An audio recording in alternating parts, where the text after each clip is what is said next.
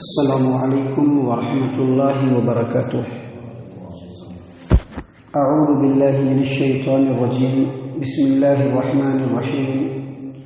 لا جناح علیکم ان طلقتم النساء ما لم تمسوهن او تفرضوا لهن فریضہ ومتعوهن على الموسع قدره وعلى المقتر قدره متاعا بالمعروف حقا على المحسنین۔ وَإِن طَلَّقْتُمُوهُنَّ مِن قَبْلِ أَن تَمَسُّوهُنَّ وَقَدْ فَرَضْتُمْ لَهُنَّ فَرِيضَةً فَنِصْفُ مَا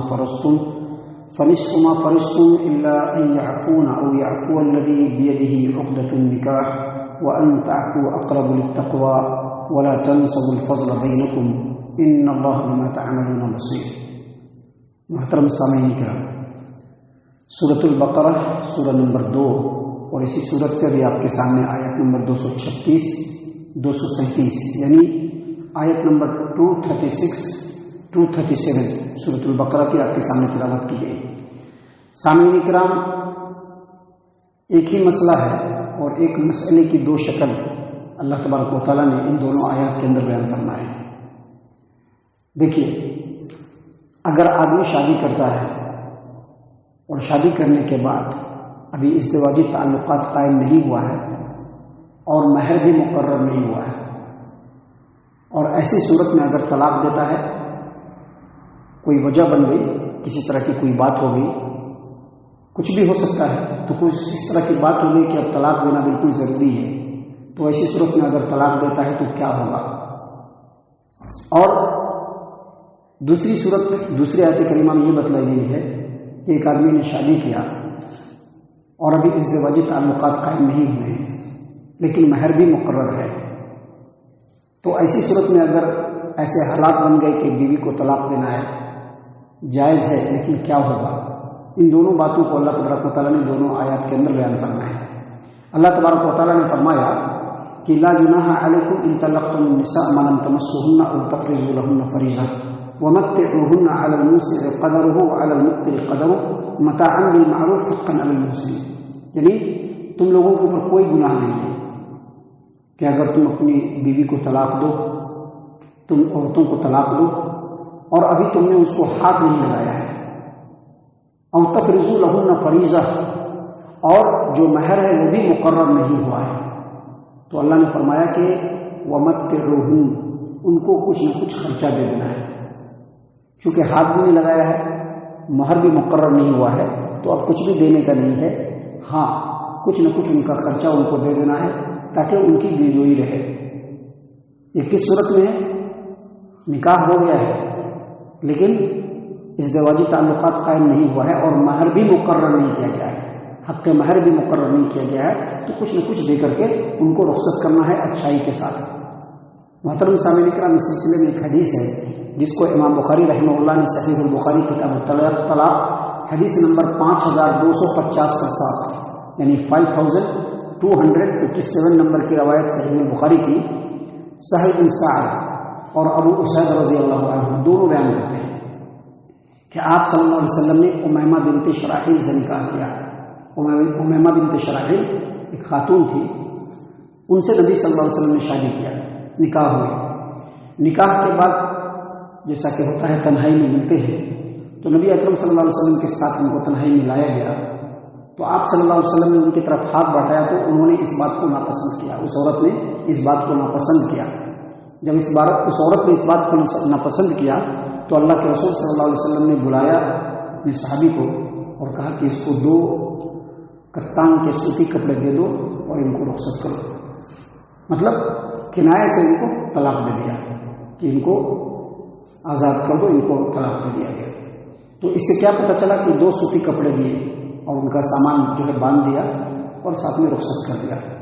تو اللہ تبارک و تعالیٰ نے اسی بات کو یہاں پر بیان فرمایا ہے۔ اللہ تبارک و تعالیٰ نے بیان فرمایا کہ حق مہر بھی مقرر نہیں ہوا ہے اور نکاح کے بعد ازدواجی تعلقات بھی قائم نہیں ہوئے ہیں، تو ان کو اخراجات کے حساب سے کچھ سامان، کچھ پیسے وغیرہ ان کو دے کے ان کو رخصت کر دینا ہے۔ اللہ یہاں پر مزید فرماتے ہیں علی الموسع قدرہ وعلی المقتر قدرہ، لیکن وہاں پر کنجوسی اور بخیلی سے کام نہیں لینا ہے بلکہ فراخ دلی کے ساتھ،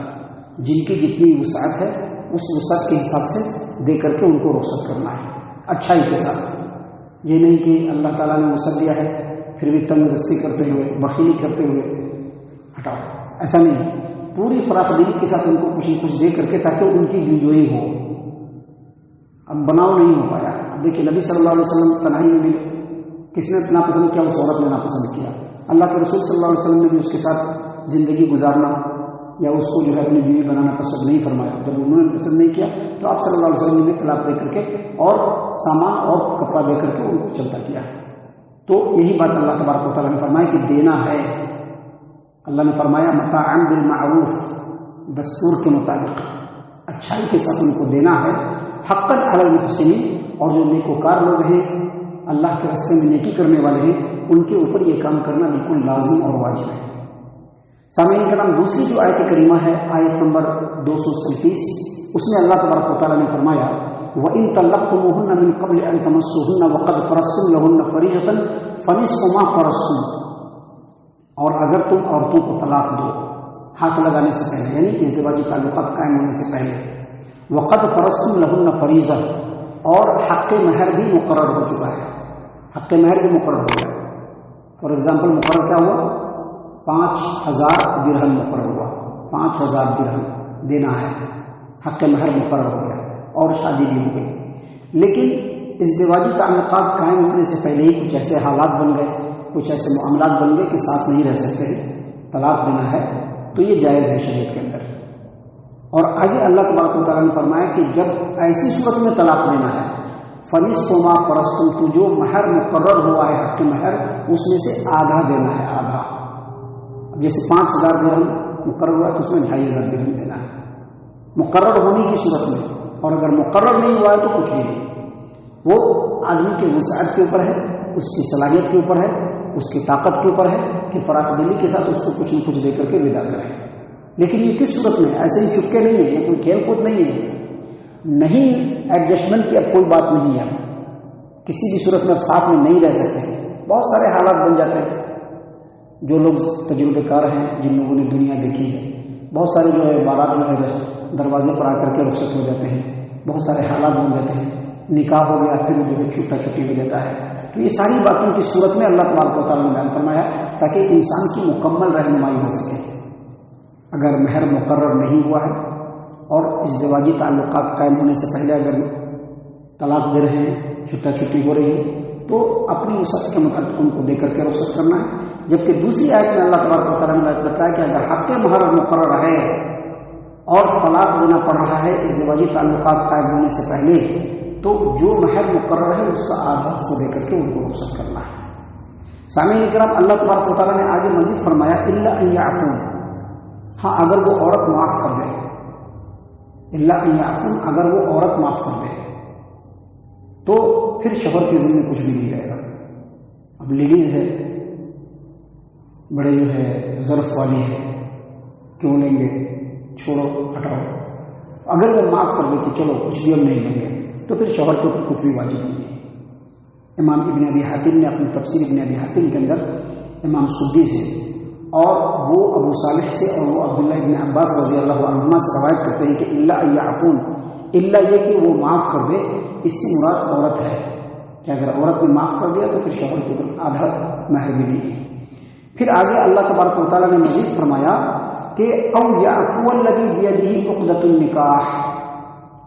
یا پھر جس کے ہاتھ میں عقد نکاح ہے وہ اگر معاف کر دے۔ کس کے ہاتھ میں عقد نکاح ہے؟ نکاح کا جو عقد جو نکاح جو ہوتا ہے وہ اصل میں شوہر کے ہاتھ میں ہوتا ہے، مرد کے ہاتھ میں ہوتا ہے، کیونکہ نکاح کو مضبوط رکھنا ہے یا منہدم کرنا ہے یا طلاق دینا ہے، ہر صورت میں عورت کے مرد کے ہی ہاتھ میں ہوتا ہے۔ یہاں تک کہ اگر عورت خلا لینا چاہتی ہے تو اس میں بھی شوہر کو شامل کرنا ہوتا ہے، نہیں ہم ان کے ساتھ نہیں رہیں گے تو اس کو طلاق دینا ہے، تبھی جا کر کے معاملہ کلیئر ہوگا۔ اور اگر وہ شوہر سرکشی کرے گا تو پھر جو حاکم وقت ہوگا وہ طلاق کو ختم کرے گا۔ تو یہاں پر او یعفو الذی بیدہ عقدۃ النکاح، اس سے مراد بعض لوگوں نے کہا کہ ولی ہے، لیکن اس سے مراد ولی نہیں ہے۔ ایک روایت ہے جس کو امام ابن ابی حاتم نے تفسیر ابن ابی حاتم کے اندر روایت کیا ہے کہ عمرو بن شعیب اپنے والد سے اور اپنے دادا سے روایت کرتے ہیں کہ جس کے ہاتھ میں عقد نکاح ہوتا ہے اس سے مراد شوہر ہے۔ اگرچہ اس روایت کی سند میں کمزوری ہے، لیکن اس روایت کو امام ابن مردویہ نے بھی اپنی کتاب کے اندر نقل کیا ہے، اور حافظ ابن کثیر اور بہت سارے مفسرین نے یہی کہا کہ اس سے مراد شوہر ہے، کہ اگر شوہر معاف کر دے۔ اب شوہر کیا معاف کرے گا بھائی؟ جو پورا حق مہر ہے شریعت کی طرف سے آدھا دینا ہے، لیکن اگر شوہر کہے گا کہ نہیں چلو ہٹاؤ، پورا مہر دے کے ہٹاؤ،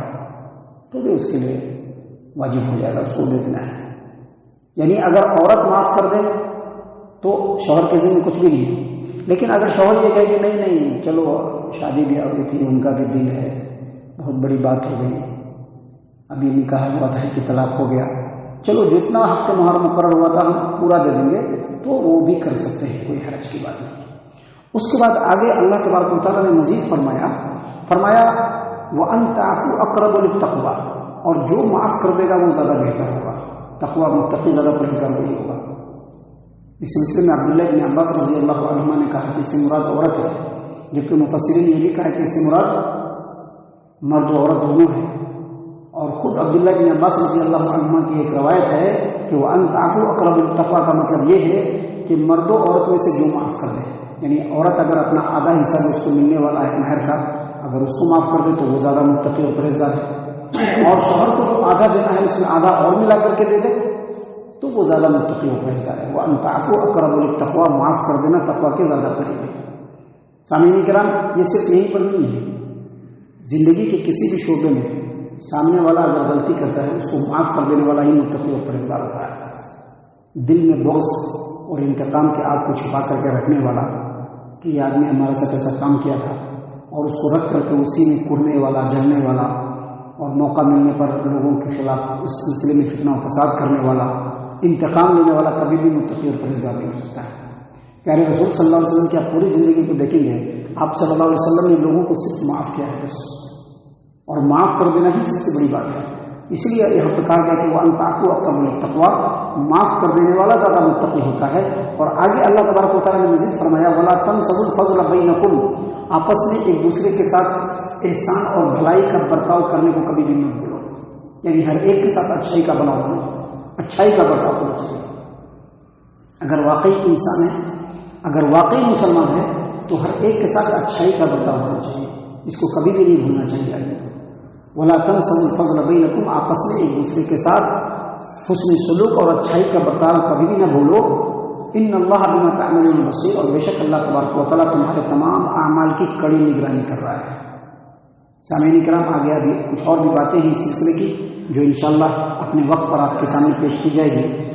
اللہ تعالیٰ سے دعا ہے کہ اللہ تبارک و تعالیٰ ہم تمام کو ان تمام باتوں کے اوپر خوب غور و فکر اور تدبر کرنے کی توفیق عنایت فرمائے۔ اللہ تعالیٰ ہم تمام کو صحیح معنوں میں پکا سچا مومن مسلمان بنائے، اللہ اور اس کے رسول صلی اللہ علیہ وسلم کی اطاعت و فرما برداری کرنے والا بنائے، صحابہ کرام رضی اللہ عنہم کے طریقے پر چلنے والا بنائے، جنت الفردوس میں جگہ عطا فرمائے۔ اے اللہ ہم تمام کو جہنم سے پناہ دے، اے رب العالمین ہم تمام کو جہنم سے پناہ دے، اے مالک الملک ہم تمام کو جہنم سے پناہ دے، آمین یا رب العالمین۔ وما علینا الا البلاغ۔